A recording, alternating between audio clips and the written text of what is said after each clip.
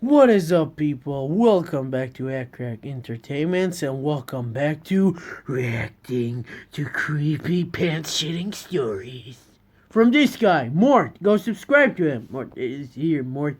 Actually, in the last video, I reacted to his stuff, and I asked him to. I don't know. I have 12 subscribers. He's not gonna watch me. I should probably email him so he doesn't sue my ass, but.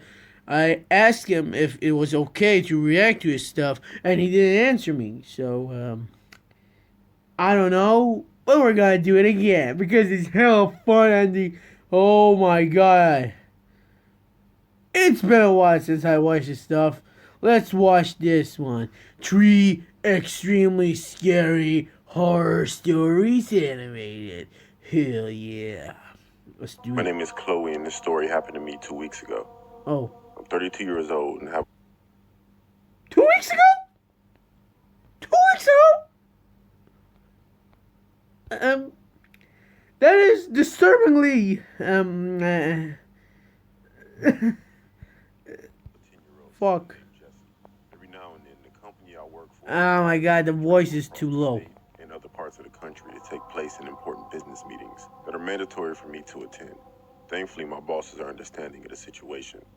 Jesse's father isn't in the picture, so my work allows me to bring Jesse with me on business trips. Most of the time, we stay in a rented lodge or an apartment. Good. A few weeks ago, you're a good mom. I had to go on another business trip. It was out in the country, which was nice because the house me and Jesse would be staying in was a real small lodge, which was very secluded. That is small. Yeah, good. I was on a Zoom call with my colleagues at around 10 p.m. Damn, boy, she thick as fuck. Look at them thunder thighs.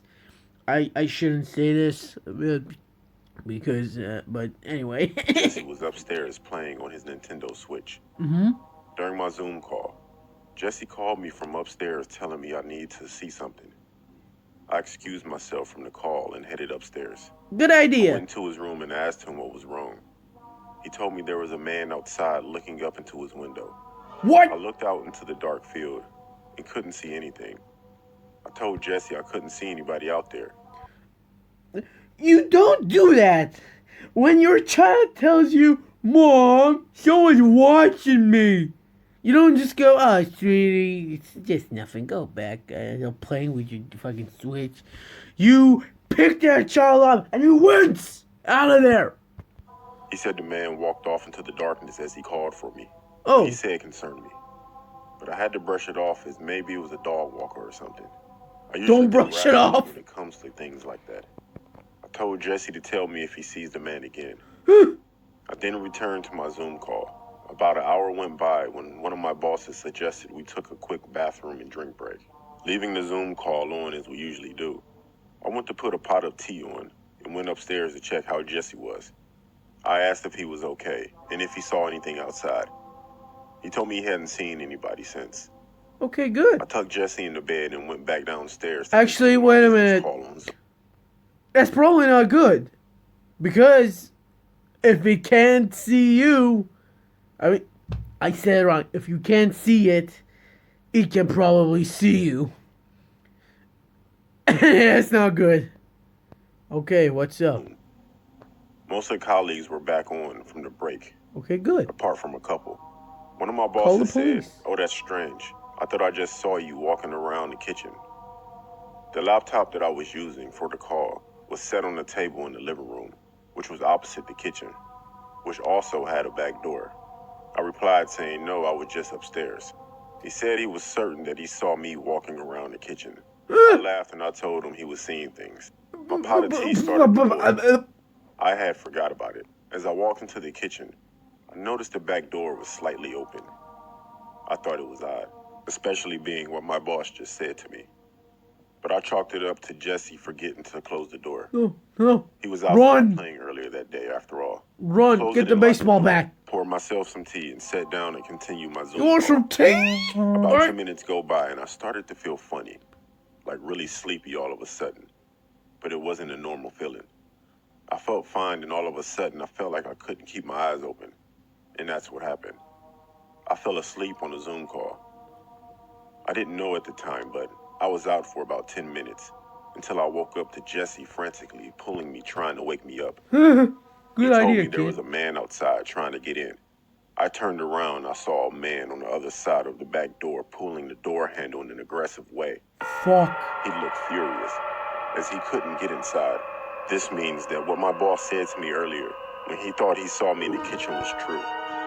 What is this fucking 7 feet tall puke face motherfucker doing here? Oh my god. Take the baseball bat. Bonk him in his head. They're tall. The taller they are, the harder they fall. That man did get in the house as I was upstairs checking on Jesse.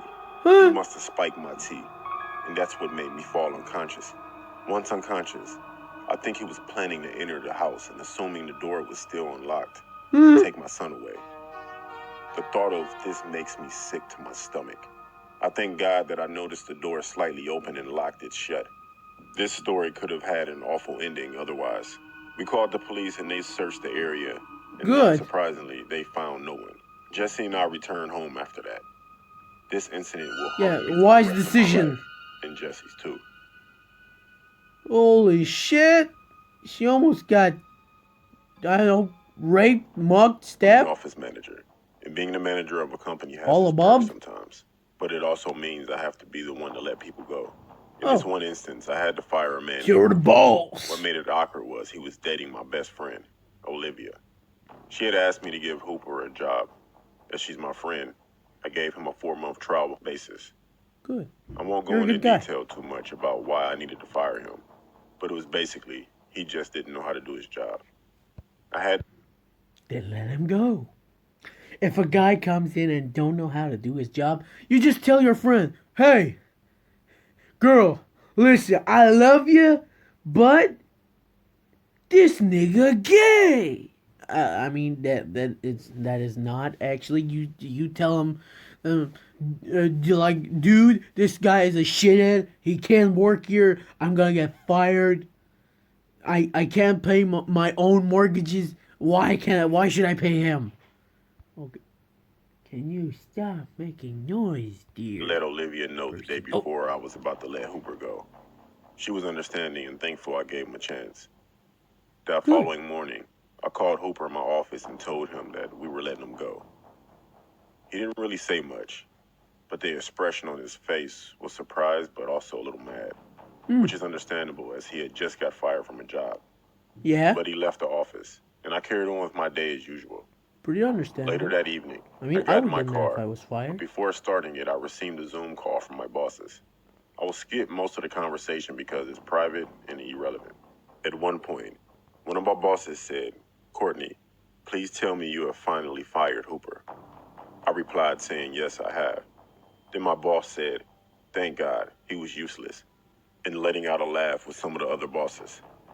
Later that night, I was in bed asleep, and I woke up to what I initially thought was my phone ringing. But after listening more carefully, I realized it wasn't a phone call. It was a It recording. was my vibrator. No. Okay, everything doesn't have to be funny. Jesus Christ, you can smile a bit. Of some kind. I kept hearing it on repeat. Thank God he was useless. Thank God he was useless. Thank God he was useless. With laughing in the background over and over. Thank It was God. the Zoom conversation I had with me and my bosses earlier that night. I looked around my room and there was an old tape recorder sitting on my cabinet. Someone had broken into my house and put that there.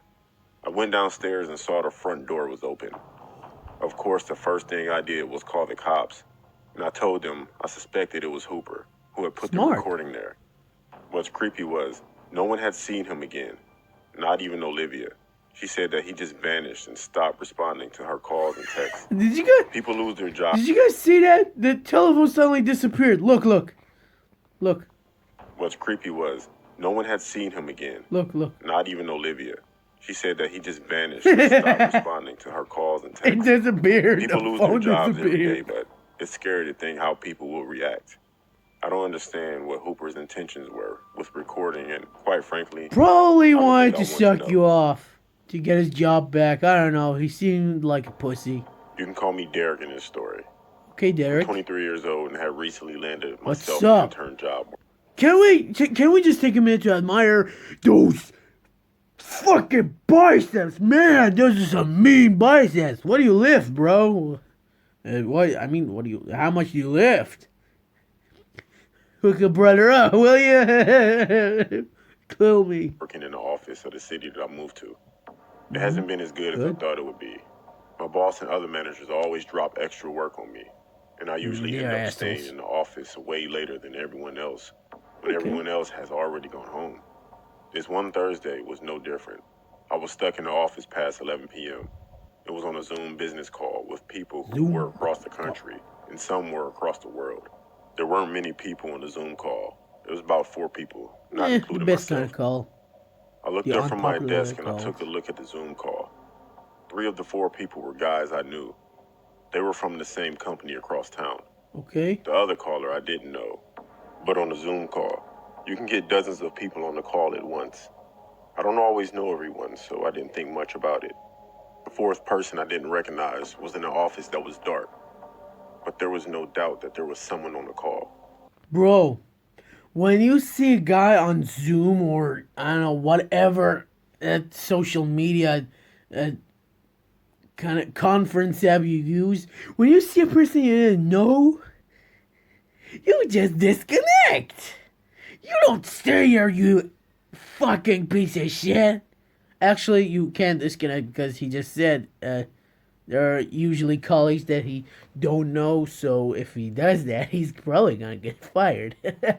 I hadn't had a job in a long time. I don't know how the economy works anymore. Please help. I could see them sitting down in a dingy office, but I couldn't make out any features whatsoever. One of my coworkers left the call, and then I asked the remaining 2 who the other person was. They both said it was probably someone. I won't say the name, obviously, but they had just gone to make coffee or something. The 2 coworkers then signed off, and it was just me and the other person on the call. As my coworkers said, they probably just went to make coffee. So I got my head down, and I carried on with my work. After about 10 minutes, I got up to use the bathroom, and I got myself a coffee. As I was pouring myself a mug, oh my God, how much coffee does this guy eat? The first one got to go with coffee, the second one, the third one, and now this guy. You're gonna have the biggest diarrhea of your goddamn life. Something tipped over on one of the nearby offices. What? It sounded like a stack of paper falling. I called out, "Hello?" I was startled, yeah, but I wasn't completely terrified. I assumed I was there alone. But this you is a assumed wrong, bitch. There are plenty of people who could be here, working late. When I got back to my desk, I took a look at the Zoom call. That's when I got freaked out. The one person who was still on the call had stuck a piece of paper on his computer camera and said hello, with 3 dots next to it.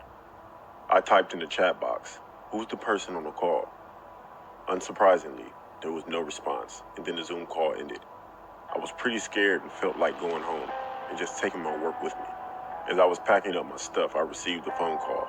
I answered it and said hello. There was no answer, but there was definitely someone on the line. I could just tell by the noises, and I could hear light breathing as well. Fuck! The guy's there! Hello, who's this? The guy's there! That's when the phone went dead. The guy just went! I put the phone down and sped walked to the elevator. Once stepping inside the elevator and pressing the bottom floor button, a light turned on in an office down the corridor, and I heard a door slam shut. Right before the elevator closed, this all happened. That was the last weird thing that happened to me that night. It was the creepiest experience I've ever had. Holy shit, I have goosebumps on my goosey bumpies. And I'm always paranoid of who's around me, and I never feel alone when working late there. Then don't work late there, please. Animation by More, narration Nightmare Files. Yeah, good. Very original. Holy fuck, okay guys. I think I need to go change my diaper. And we have some time. Let's watch another animation, shall we? We don't have any short ones, so let's watch this 2 startling horror stories. Yeah, the fucking axe, so it must be it. The essence matters. Yeah, yes it does. Fucking Adidas, will you stop? I wear every single one of your shoes. They're not even that good. Fuck off. Okay. The airplane. I started my new job at Will Rogers Airport. Good. I say new job, but I was really just moved to a different airline and working on the same ramp agent position. Good. Now I have to tell you that I have a crippling fear of heights. Oh. And my least favorite Then part of this being is not a agent place is to work when I at. have to climb in a cargo bin or rear load. Bro, shut the fuck up for a second. You are afraid of heights. You're working at a airport. What the fuck's wrong with you? You eventually have to go up and get the packages, get the fucking luggage. Why are you doing it at an airport? Go, I don't know, make a milkshake or something in a fucking bar. Plane, because it's about 20 feet above the ground. The first thing is it was raining. Not just light raining, but pouring rain with a few scattered lightning flashes and random power surges. Umbrella is available. Every now and then, we have dead bodies transported in the cargo bins. This was one of those occasions, and tonight was my lucky night apparently because my manager told me I was throwing this plane. Oh. Throwing mean I was pulling a cargo out of the bin. It was the last plane for the night, and wasn't very much cargo besides the body. Your shit. My coworker John pulled the ramp loader to the plane and raised it up so I can walk up to the conveyor belt to enter the bin. About 4 other coworkers come over with a baggage tug for the cargo. I say to everyone in a louder than normal tone because the rain was loudly smacking the metal shell of the airplane. Oh. I hope y'all are ready. I'm not trying to be out here all night. John laughed and said, "Don't worry about it. Maybe you can find a new friend in there," in reference to the body. Shut the fuck up, John. I didn't think it was funny, but I chuckled and told him to shut up and let's get going. Yeah, shut the fuck up. Small and cramped space and set in the bin as far from the human-sized white cardboard box as I could. That's a coffin. That's a fucking coffin. Out of my pocket to select a playlist to listen to while I throw the bin.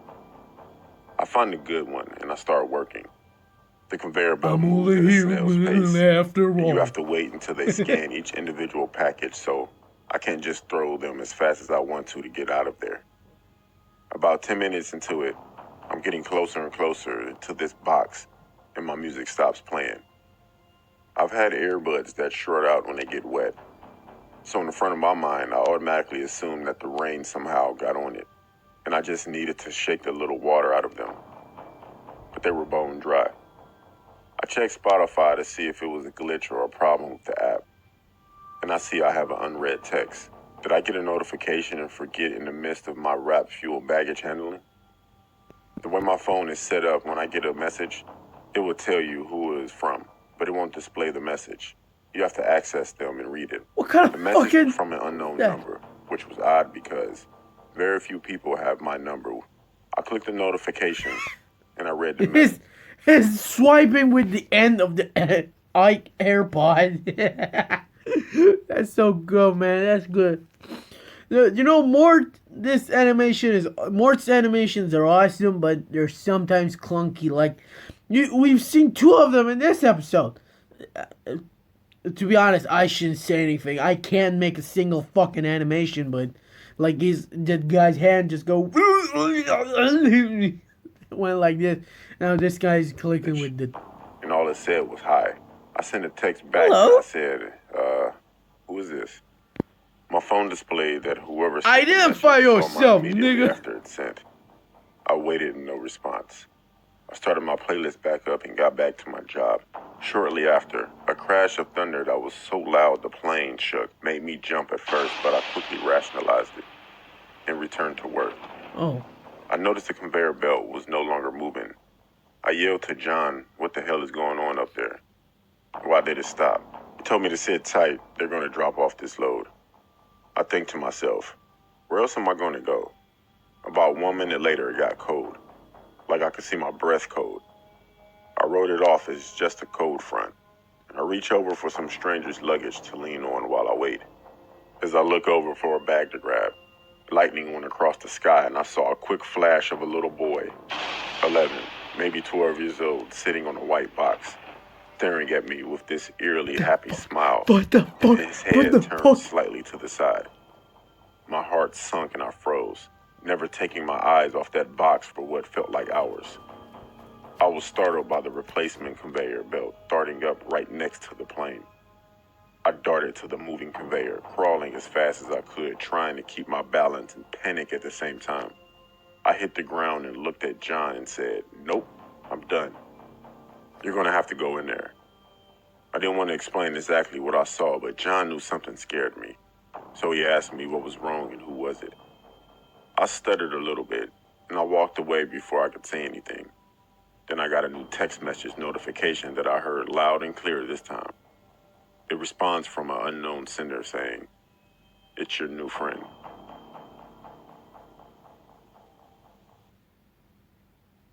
The new Milo with more milk and 50% less sugar. Enjoy the nutrition of milk and goodness of Milo. Fuck you, Australian piece of shit. This incident took place in my old house in the winter of 2013. No one cares. Me being 12 years old. My mom had gone on a vacation to visit her friend in Bakersfield, California, leaving us home alone. My sister Aurora, who was the oldest at 21, will be watching us, as well as my brother Austin, 19 back then.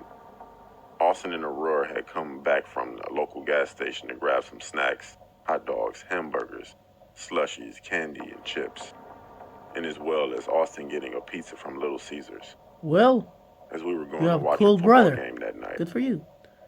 It was December 15th, 2013, when it was pitch black out. Bro, are you a guy or a girl? Because you look extremely feminine.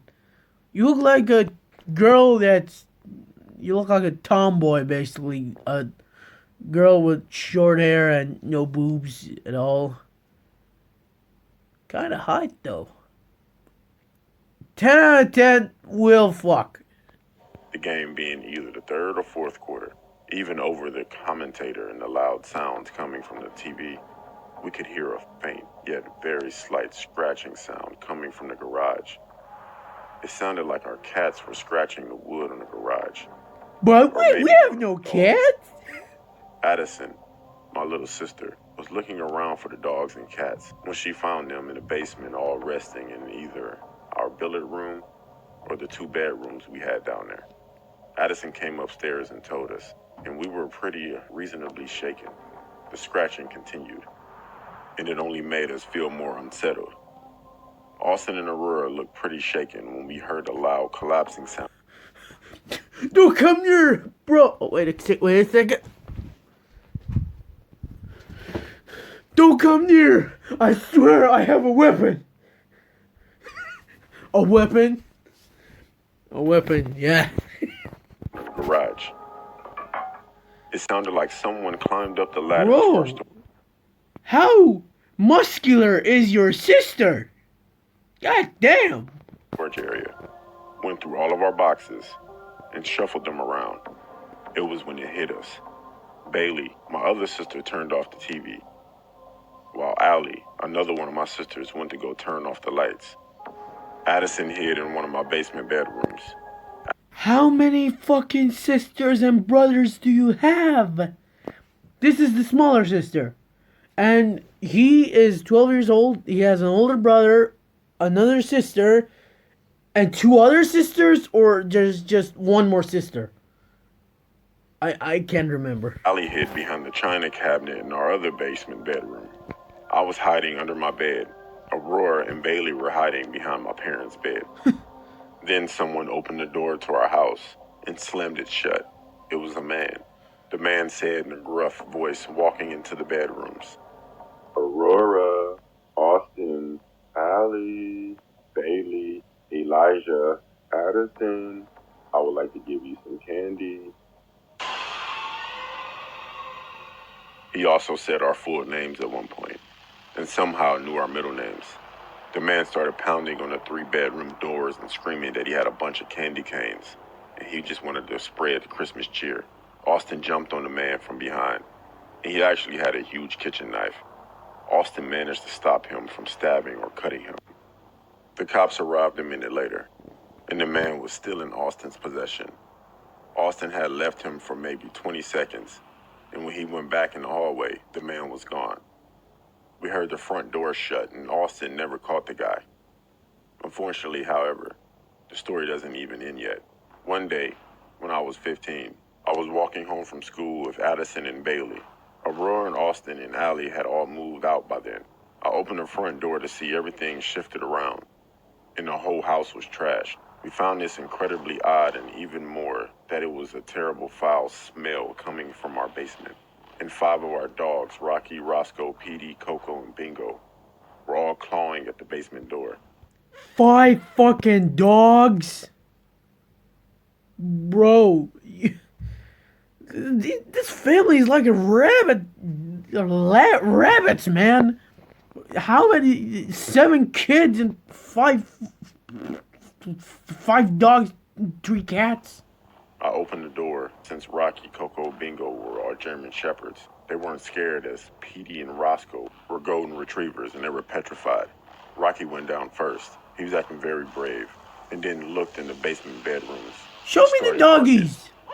Our basement bedrooms are like this. One is off in the billiard room, and there's a door at the back of the room Show me leading doggies. to another basement bedroom. One was our guest room / office, and the other room was a storage room that was formerly our playroom. Okay. But Rocky was actually barking into our storage room. Oh, Bailey and Addison were upstairs cowering, while me and Rocky were downstairs in the storage room scavenging around the room. I turned on the fan and the light. Then I hear, "Elijah, come down here, please." I jumped, and the man from that one night in December stood up with a knife. Rocky pinned the guy to the floor, biting him profusely. I screamed for Addison or Bailey to call the cops, and they arrived in 5 minutes while Rocky was on top of the man. He was arrested and had been responsible for several crimes. I had forgotten about both incidents for a while, and we actually moved out of that house. Who is this guy? What does he want from you? 2020. And when we were actually looking at the house for a last look, Bailey looked at the wall behind the china cabinet in the guest room and screamed. There was old carved blood into the wall that said, "I will come back." I will forever be grateful toward Rocky and Austin, both saving our lives. And Coco unfortunately died in August 2017 due to lymphoma. This incident will forever haunt me, and I hope we never see that man again. And I fear he will come to our new house. You don't need to fear about that because he's arrested, but who the fuck is he? No one knows?